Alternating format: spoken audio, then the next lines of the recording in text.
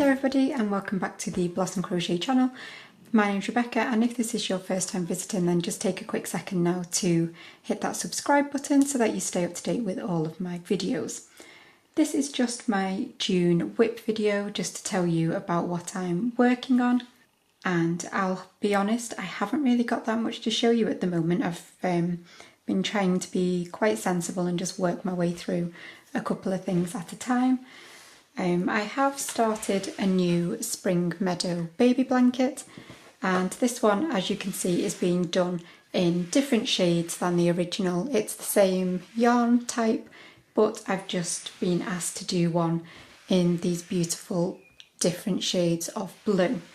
So it is the Baby Blossom Chunky again, and I'm using two different shades for the main body of the blanket.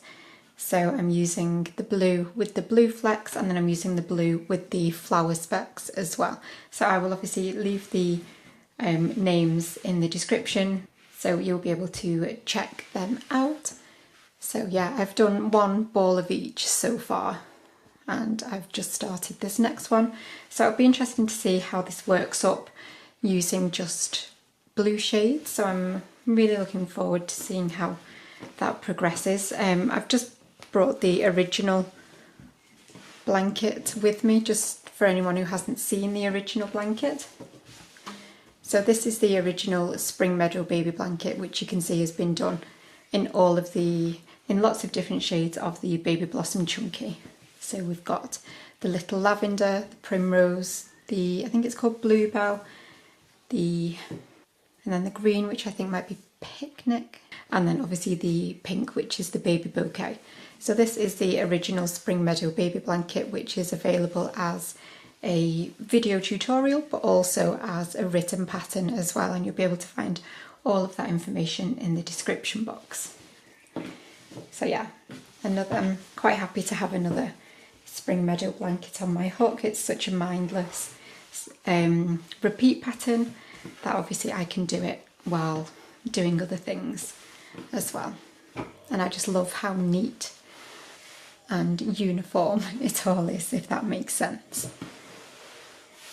Next up, I've actually revisited an old project from, I'm embarrassed to say, I'm probably looking at about maybe 18 months, 2 years ago even, and that is the blanket that I started ages ago. So this is a shell stitch blanket that I started absolutely ages ago when I first discovered the Hayfield Spirit yarn. I absolutely love this yarn, and I've used it for so many patterns now, and the Sundown Blanket is another one. But yeah, absolutely love this Hayfield Spirit in the shade Sundown, and I just really want to get this blanket finished because it's been sat there feeling quite sorry for itself for such a long time. I feel like I owe it the service of actually getting it finished. So this is just, as I say, my basic shell stitch, which again I will leave all of the links in the description box. And you can see I'm just alternating between the white and the variegated yarn, and the white is just a plain Colour Crafter DK. The shell stitch is one of those stitches that would look amazing as a solid colour all the way through, and also using just variegated yarn. It is a really versatile stitch, and yeah, I'm looking forward to getting this one finished as well. And you'll notice that it is slightly different on each side. So this side is obviously the Sundown yarn that is showing up the most, whereas if I flip it over, you can see on this side it is the white that shows up a little bit more. So as much as it's reversible, it is very slightly different on each side.